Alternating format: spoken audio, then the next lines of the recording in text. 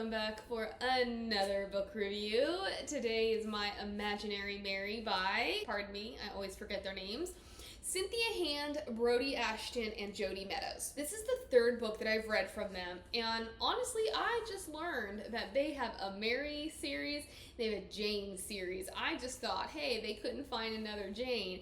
No, this is just part of a different series, but I have read My Lady Jane, and of the three that I've read so far, that's the only one that I actually really liked. I have read My Plain Jane, which I believe I have posted a review on. I know that I read My Lady Jane before I started posting reviews, but I believe I have done and posted My Plain Jane. Will I get to the others? Maybe. I'm almost afraid to go back and reread so that I can review My Lady Jane, because I distinctly remember being let down by My Plain Jane. And then this one I thought was going to be in between. Maybe I was going to like just as much as My Lady Jane, because it started off pretty strong, but it quickly fell flat for me. Part of the problem was that there's humor. These are very funny books. They're very lighthearted, and they're always taking something that you know and twisting it around into some other form or fashion, which I like. I like the creative license that these writers take with these series or these books, but I felt like instead of being funny, they were stupid funny. And I don't care for stupid funny. I can take a little bit of stupid funny, but I can't take a lot of stupid funny. And this novel is essentially the way that Mary Shelley came up with the book Frankenstein, and she bands together with Lord Byron's daughter Ada, who eventually becomes Ada Lovelace. And it's always taking historical facts and figures. And so Ada is known for basically being the first programmer, which I couldn't quite understand how she was a programmer, but that's neither here nor there. I'm just unable to wrap my head around how she was programming. But she creates this automaton, because it's during the Victorian era and they're all about automatons. She has come up with this automaton. Mary, in some form or fashion, brings him to life. And so this automaton that they've named Pan is a new creation, a new being. He, in many ways, has this young outlook on life, but instead of just being new and naive, he's just silly. Sometimes I feel like he is new and naive and we see him exploring the world, but other times I needed him to be childlike wonder. I did not need him to be a child. That is kind of what failed for me. Plus, I felt like the pacing was off with this novel, and it was largely underdeveloped. And with all of that together, was pretty boring. I liked the merging of the arts and the sciences, but I didn't understand the path that the book took. But we'll get into that. My biggest mistake in reading this book is I did background research. I did not read the end. I had no clue how this book was going to end, but I was very interested in who Mary Shelley was, who Ada Byron / Lovelace was. What about Percy Bysshe Shelley, who was Mary Shelley's husband? And then we also have Mary's stepsisters, and I was like, I wanted to know, where's the source material? What are they pulling from? The one thing that I liked, that it didn't bother me, was that the authors condensed timelines. For one, Ada Byron's father died when she was 8. In the novel, she's 17 and he's still alive.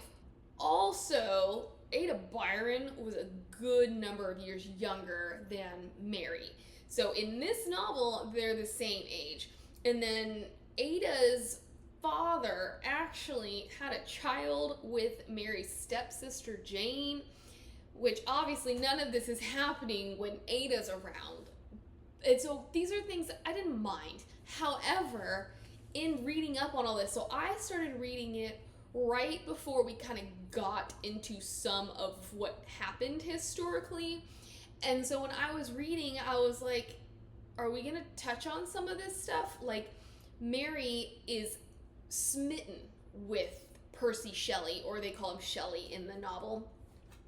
And he's supposed to be this super wealthy, really successful writer. And I'm reading this background and I'm like, but he's broke and he's already married?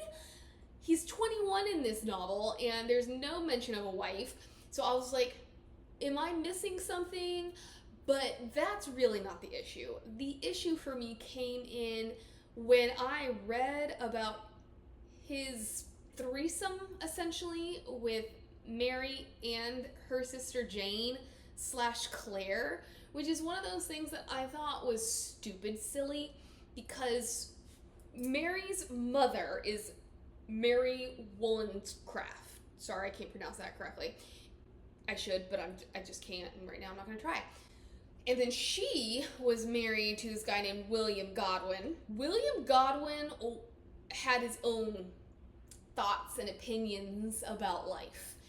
And she also had her own thoughts and opinions about life. She ends up dying, and then he remarries this other woman. And historically, and in the novel, this woman does not really care for Mary. Mary's mother also had another daughter named Fanny. Fanny is there, and then Mary is there, and then her stepmother has a daughter named Jane. Jane, for some reason, wants to be called Claire. Historically, she goes by Claire. In this novel, it was just kind of dumb, where she's like, I told you to call me Claire. And the narrator did a great job. I really enjoy this narrator.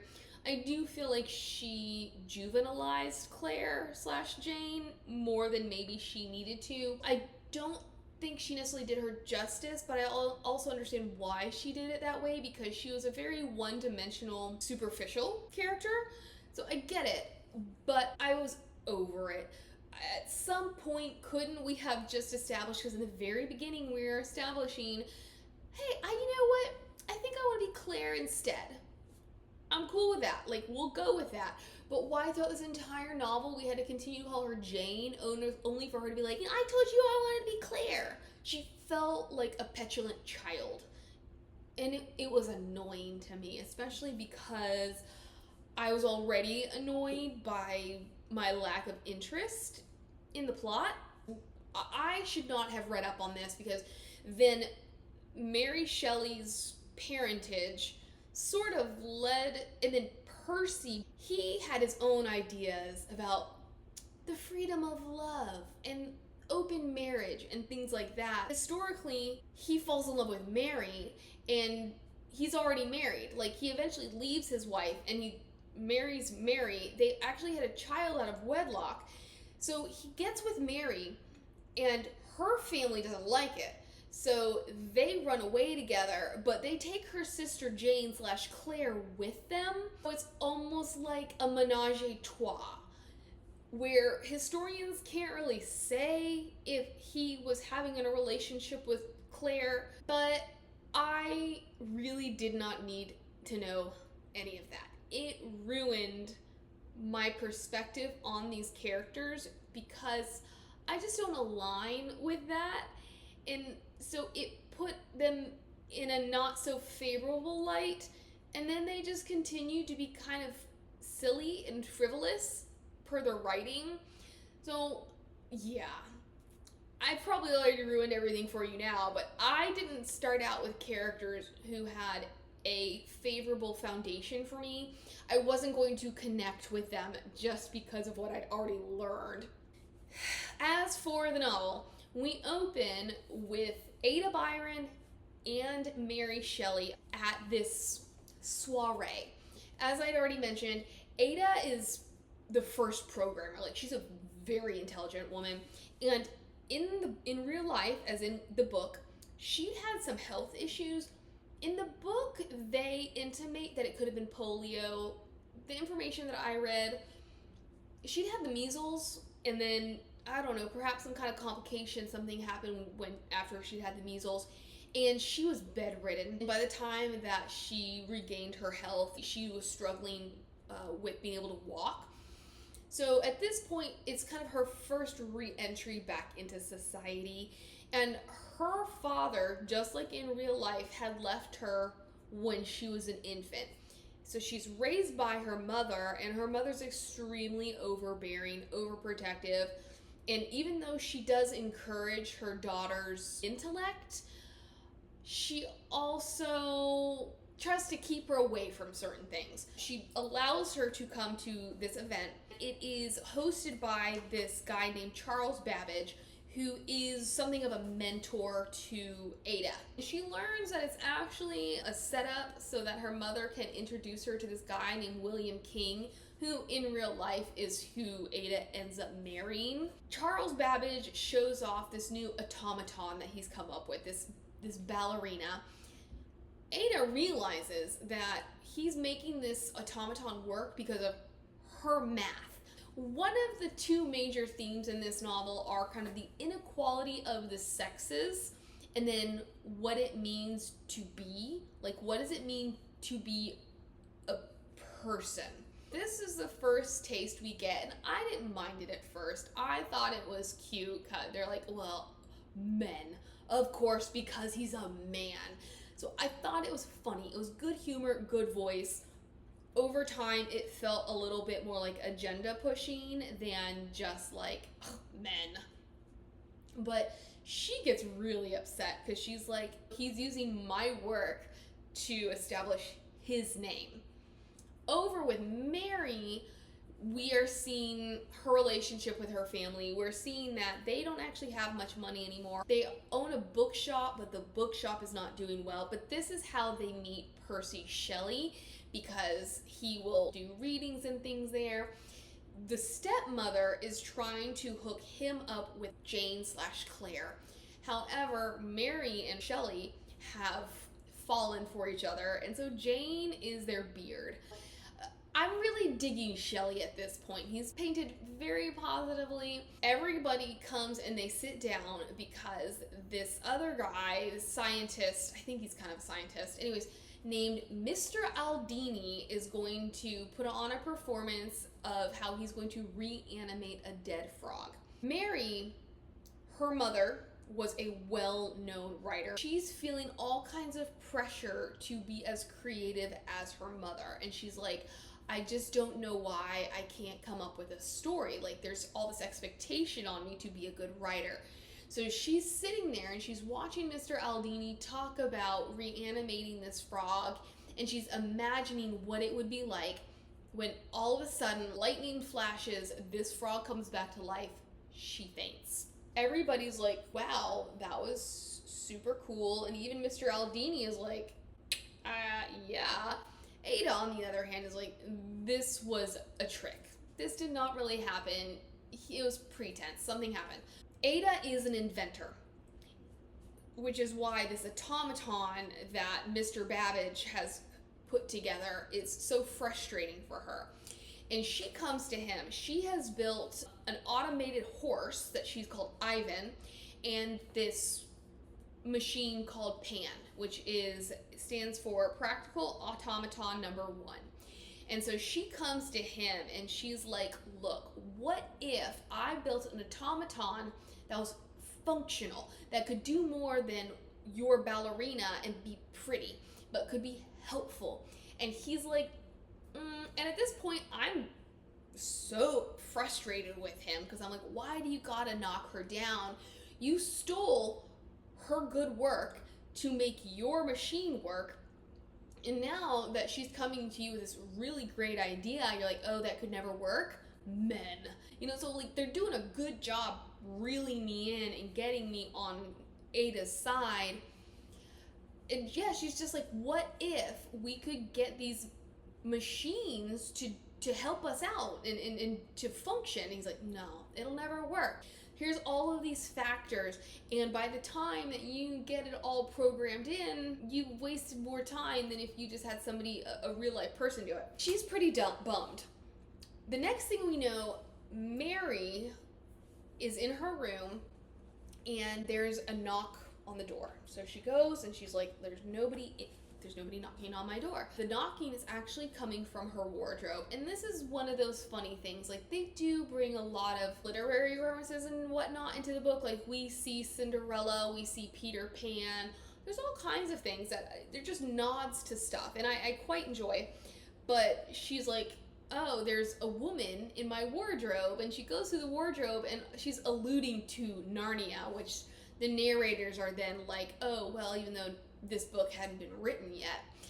But she follows this woman through the wardrobe, and she ends up in Ada's attic. Ada's sitting there, and there's this huge thing about Ada Byron, because Claire/Jane is obsessed at this point with being an actress. And she is convinced that if she gets in touch with Lord Byron, he can set her up with the right people. They all knew that Ada had been at this soiree, but nobody had had a chance to talk to her. Now we actually get to see Ada up close and personal, and Mary's like, what in the world? So the woman is Miss Stamp. And Miss Stamp had been Ada's governess at some point. What Miss Stamp reveals is that she's actually a fairy godmother, and that both Ada and Mary are fae. Yeah, I'm cool. Let's see where this goes. I'm really intrigued to see how these writers are going to bring the Frankenstein story to life through these more fantastical elements. Like, how are they gonna say the story came from here because of all these other things that, like, you never would have known were part of the story? As they're going through their training, it's very clear that Ada can't do anything, but Mary is very adept. Their training, to me, was pretty underwhelming and underdeveloped. There was really no point to it. We don't really see Miss Stamp doing much of anything. What she does tell them is that she's not like a fairy godmother, where they're just fae. And so there are male fae and there are female fae, and then she just happens to be a fairy godmother. So she's someone who finds the fae and rounds them up and makes sure they're trained. Of course, the boys actually get to go off to school and be trained because men. But girls, they just have to be kind of trained in the backwoods. Like, it's very unstructured. But you don't actually get a lot of Miss Stamp. And I thought that was a missed opportunity, because how are these girls supposed to learn what they're doing? And we don't actually get to see any of that. What we do see is that Ada wants to show Mary Ivan. She gets her down there and she's like, you know, these are kind of some of the issues that I've had with him that I should have fixed in my design. Why don't you see if you can imagine these changes? Mary, yes, she imagines these changes, and while it does what they want, the next thing we know, Ada's family's best carriage has broken to bits. This is when Miss Stamp steps in and she's like, so the thing is, when you imagine something, you aren't creating something out of nothing. You are creating something out of something else. So in order to create the parts that they needed for Ivan to function the way that Ada said would make him function better, Mary ended up taking these parts from this carriage, which is why the carriage fell apart. Now we have the idea of, we have to create responsibly. So if you're going to do something with flowers, you have to know where those flowers are coming from. And this is the extent of Miss Stamp. I thought it was pretty useless. We make this big deal out of them being fae, out of her being Ada's governess for all these years, and then bringing these two girls together to teach them how to wield their fae powers, only for her to have no role whatsoever. Mary is fae because her mother was fae. Ada is fae because her father was fae. And this whole time that Ada is unable to do anything, I'm thinking it's just because she's so science-minded. So I'm thinking it's this deal where she has the creative brain. Look at the things that she's coming up with and she's doing. She just has to be able to separate the science from the imagination. Well, spoiler, she's not actually fae. And we do not get this until the very end of the novel, literally the last chapter minus the epilogue, where she looks at Miss Stamp and she's like, well, the truth is I'm not fae. And Miss Stamp's like, oh, okay. Why did Miss Stamp think she was fae? For me, this is like a Harry Potter situation where you have magical tendencies and you get your letter from Hogwarts because they somehow know who the magical beings are. This seems to me like they're assuming Ada is fae because her dad was fae. But there's no proof. And since we have nothing about Miss Stamp teaching them, we have nothing about Miss Stamp being like, let's see if we can unearth your latent fae qualities. I just figured she'd be a Neville Longbottom where something had to unlock it, or they had to do something that would finally push her out of that zone in which she couldn't imagine and create things. No, she's not fae. It was pointless to me. We could have done something much stronger with her. Okay, so maybe she isn't fae. That's fine. That's totally fine. She's intelligent enough. She's capable enough that she can make things work without being fae. And she and Mary work very well together within their strengths. And so why, if Miss Stamp was her governess for years, how did Miss Stamp never know? And Ada kind of asked her the same question, like, why didn't you let me know earlier? And essentially, she wasn't at the point of maturation. This felt like a vehicle to bring the two girls together, but the vehicle was missing some of its wheels. Mary and Ada are chit-chatting, talking about Pan. They're talking about the automatons and getting them to function longer. So this whole lead up, these first couple chapters, there's a lot of storms, and I had noticed it, and I was just like, can we please lay off the thunder and lightning? Well, that all was to literally and figuratively build up to this night in which they bring Pan to life. Ada says, what I need is a bigger charge. She grabs wire, she hooks it up to Pan, this lightning bolt hits, and it animates him, but not for very long. She's got the brilliant idea of, why don't you imagine him to life, Mary? And Mary's like, Another bolt hits, Mary's scared, she falls to the ground, Pan is alive.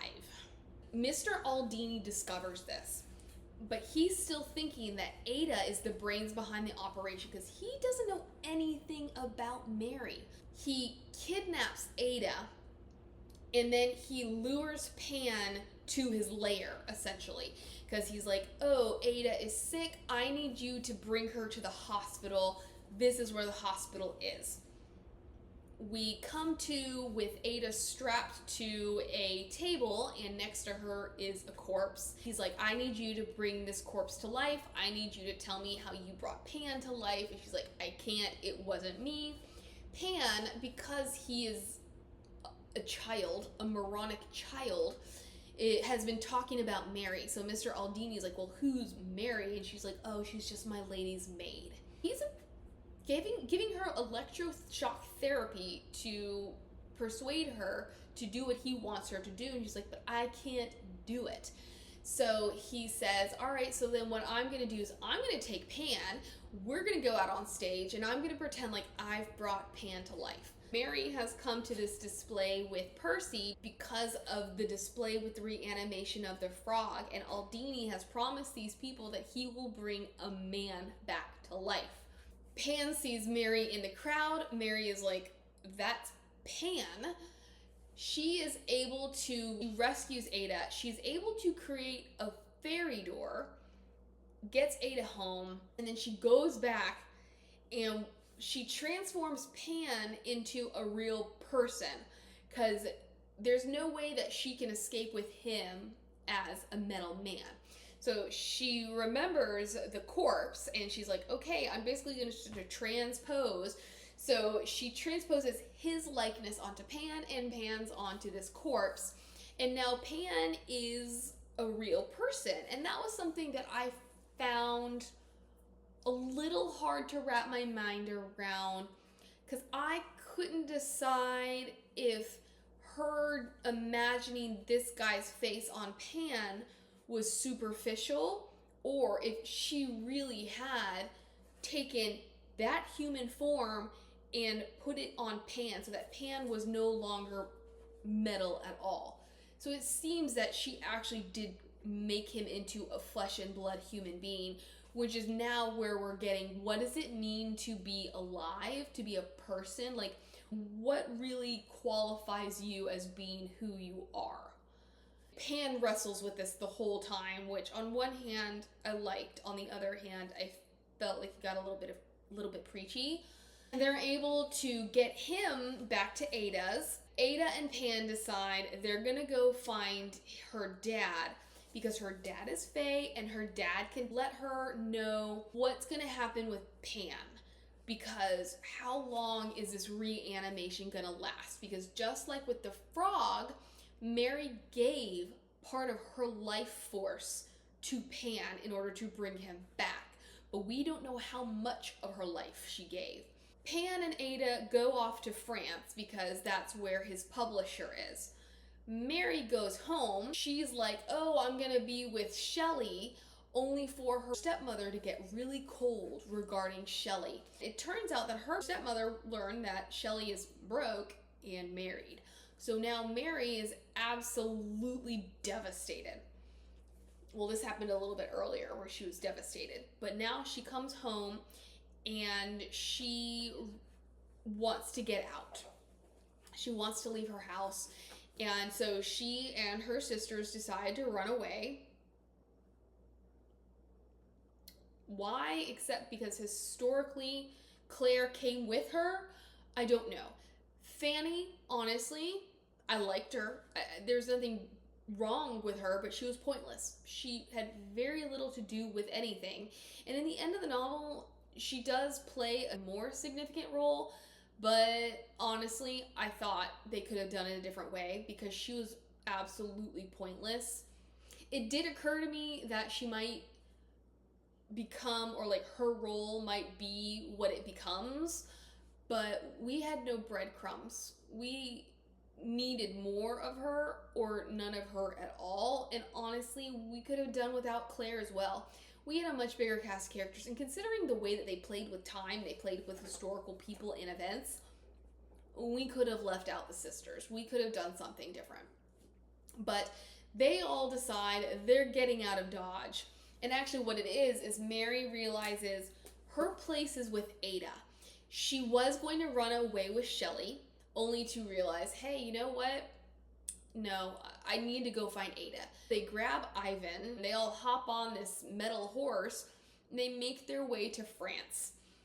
Ada is having no luck whatsoever finding out her father's whereabouts because she's a woman and that publishing house isn't going to give her any information.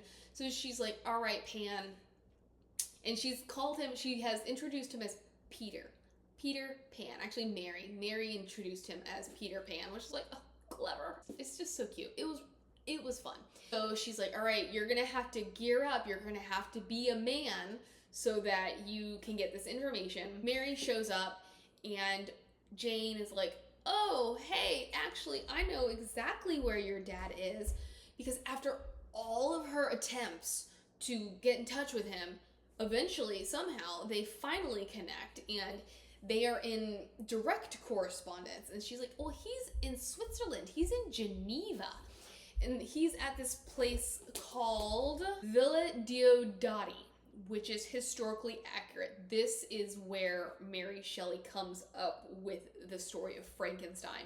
This is also something that I'm remembering from Doctor Who, and this is kind of what drove me to read into the historical background, because I couldn't remember, was Ada Lovelace in that Doctor Who episode? Also, Shelley and Mr. Aldini are following them.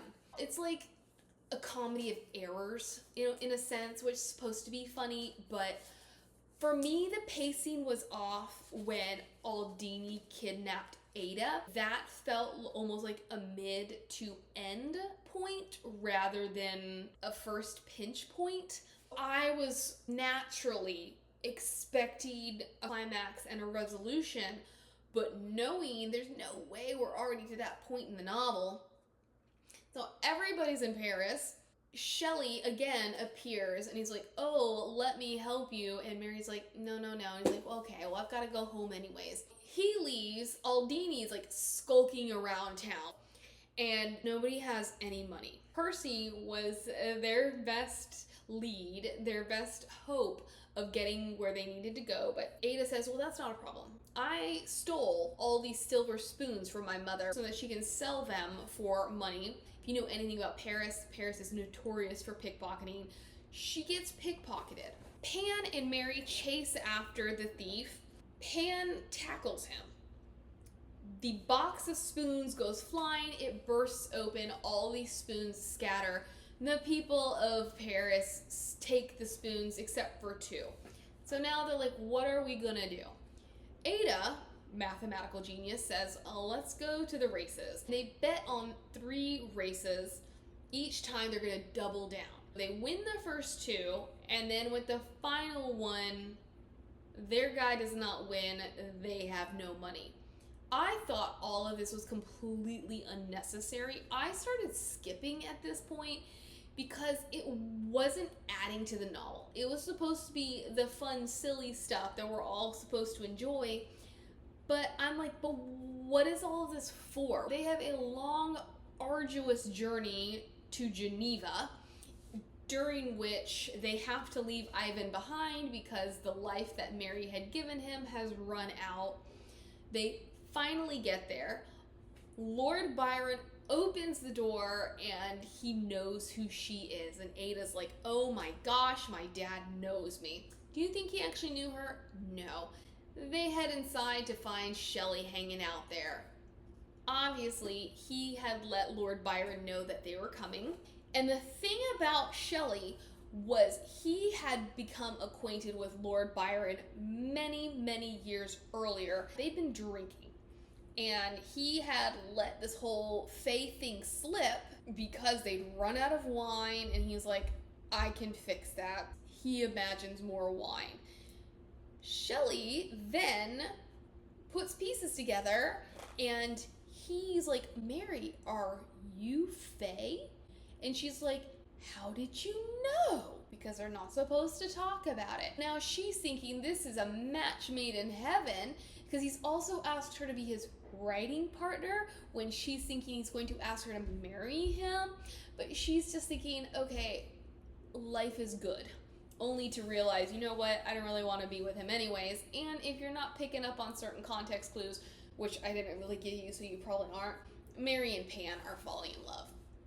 Which, again, she can't be with Percy if she's going to be with Pan. But then I'm thinking, but she's supposed to be with Percy, so I'm not really understanding where the chips are falling. I get it. We're playing with timelines. We're playing with historical facts. But I'm used to historical facts aligning the way that they should, even if they're not aligning the way we thought they would. Ada is trying to get information from Byron, but he's super self-consumed, very superficial and self-serving, and he can't give her the answers that she wants. And the thing about Lord Byron that was one of my main points of confusion was that he had died when she was younger. And I guess the authors, in order to get around this, they said that he had died when he was supposed to have died. But then he didn't actually die. When we're here, Ada comes to the conclusion that what he did was he took life force from others in order to save himself. I mean, it's in line with his character, but whatever. Anyways, I skipped some of this, but what he says is, let's have a storytelling contest. I want everybody to put together their best scary story. I don't remember what the stakes were, but honestly, there were very low stakes in this novel in general, and that was another thing that made it hard for me to get invested, because I couldn't figure out why any of this mattered, except that we're supposed to be learning about how Mary came up with the story of Frankenstein when she's suffering from writer's block. By this point, I'm actually thinking that Pan is the one who is going to write Frankenstein, that she is just going to use it and put her name on it, because when he and Ada got to Paris, she bought him a journal. And he's had nightmares, and he's had all these other little experiences that I'm like, oh, so he's going to write all of this in his journal, and then this is going to become Frankenstein. No, that is not what happens. Shelley gets Mary out in a boat in the middle of the lake, and he says, look, girl, oh, girl, why don't, and the audacity, like, why the writers had to do this, I don't know, except we're just not supposed to like Shelley. He's like, why don't you tell me your story? So she does. And then he's like, why don't you use your fae powers to write your story in my notebook? And at least Mary has wised up to this point where she goes, why would I do that? And he's like, well, because we're writing partners. Nobody's gonna publish a story under your name because you're a woman. So, like, why don't we put my name on it and I'll give you credit? So, to her credit, she continues to say no. And then eventually she, like, shoves him in the lake. So, he goes for a swim. She comes back. She reunites with Pan. She's talking about it. She's telling him the bare bones of Frankenstein. They get back to the villa only to find everybody tied up because Mr. Aldini has finally shown his face. And he's like, all right, Ada, it is time. You absolutely have got to do what I'm asking you to do, and you're gonna do it this time because I have your closest loved ones in this room, so I have something to hold over your head. And Ada's like, absolutely not. Lord Byron is pretending to be knocked out or whatever, and I'm just thinking, Mary, why can't you do something? And the writers do address this, where Mary's not sure what she can do without giving herself away, or what she can do that would actually be helpful if she is creating responsibly. Aldini is like, well, I'm just going to go after your dad. And Lord Byron's like, oh, no, not me. She's the one you want. And he outs Mary. Mr. Aldini listens to everything that Byron has to say, but being of a science mind, he's like, I don't believe any of this. Prove it to me. Byron can't prove it because, according to him, he was chloroformed, so he is not of a clear mind, so he can't do it. And the one thing that Aldini does want him to do is he brought the corpse automaton. You need to reanimate this corpse, because he's thinking that the corpse automaton is the actual Pan, and that for some reason Ada had broken him.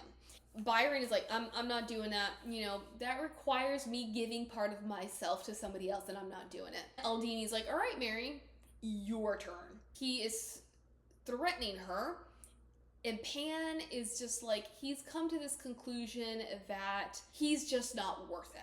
Like, he's not worth all this sacrifice. They just need to do what needs to be done so that they can be safe. This is when they have their first kiss, and it's under the premise of, I'm about to turn you back into a metal man. No, she turns Aldini into a metal man. I guess Ada's calculations go awry because then they electrocute him, and they go awry with, like, I guess they gave him too much juice. Even though they knock him out, when he comes back to, he is not happy. And the one person who is missing from all of this is Fanny. I know where it could go, but, like, who cares about Fanny? Fanny is of no consequence in this entire novel. They are about to meet their doom when this shower comes out of the ceiling and rusts him. He falls over, and he is that typical Frankenstein monster picture that we have with the bolts in his neck, and he's big and he's scary, and I'm just like, okay, so, I mean, I see where we're going with this. And Mary and Ada are like, who did that. And this whole scene where everybody's tied up, I just got so annoyed. I don't know how it's written. So this could have just been a little bit of narrative license, particularly with Jane/Claire, where like she's all gagged, so you don't know what she's saying, but she's like the so we have that. We have this whole thing of only to be followed by what she actually does say. And I thought we could have given context clues as to what she was saying. We didn't actually have to know every single thing she said. So I don't know if we were giving all the hums or if it was the narrator being like, this is what it would sound like. And then I'm going to give what was actually written. It was probably my least favorite outside of this whole like middle ground of them going to Paris, which was completely pointless. They should have just gone to Geneva. We could have cut out a couple hours of my life listening to this novel. It felt like it took forever. It was like a 10-hour long listen, maybe longer, maybe 12. Fanny is nowhere to be found, but the rain comes down and this door comes out of the dining room table. Who would step out but Fanny? Because apparently Fanny is a fairy godmother, which we have seen her doing creative things. We have seen her writing. We have seen her knitting. We have seen her doing needlepoint. And so these are the things that I'm like, maybe Fanny is a fae. Maybe there's more to her. But since there was actually nothing done with her, I just thought it needed to be done differently. So she comes out, Miss Stamp comes out, Ada's mother appears, and then like 31 other fairy godmothers come. And why we needed to know how many there were and how small and cramped the room was, I don't know. But it was an important detail the authors thought needed to be here. Then we have this whole spiel about how Pan is real because all of these physical attributes. And I'm like, he's real because you put them on him, but he wasn't real because like a Pinocchio style. So this was, it just, I just had some foundational issues with this. The fairy godmothers are like, he is real, but he's not gonna last. And this whole time, Mary has been giving him bits of her life. We don't know how long he's gonna last. And for me, I'm just like, did she really need to continue to give him bits of her life? I'm already assuming that she gave him plenty. What they do say is, look, we are each going to give him a year of our life. There's 33 of us, so he will have 33 years. The only thing that they're told is Ada needs to stop making automatons and Mary needs to stop bringing things to life. Everybody goes home. We have a completely unnecessary epilogue in which we see Charles Babbage again, and this time Ada is thinking he's going to propose marriage to her, but what he proposes is to be partners, science partners. And she's like, absolutely. And she's like, please just don't use my work and claim it as your own. Let me know, all right? Let me be a part of this. And she's all thinking, you know, I'm just so glad that I don't have to worry about having a husband anymore because now I've got Babbage. And I guess somehow that translates into her being able to be more of an independent woman. Only for this Faraday guy, who I'm assuming is the guy who created the Faraday cage, to come waltzing in. She's like, hey, hubba hubba. In the other room, Mary and Pan are waltzing around. They're in love. We're seeing how they're gonna have their happily ever after. I could have inferred all of that. How does Pan fit into this marriage with Percy? I just thought there were some loose ends that needed to be addressed. It wasn't a terrible book, but it was a hard slog for me. As in, I think if you listened to it or read it, you wouldn't hate it. I mean, it's well written, but as a story, as a coherent narrative, as a strong plot, it didn't hit the mark. But there we go. Have a great day, and I'll see you around. Bye.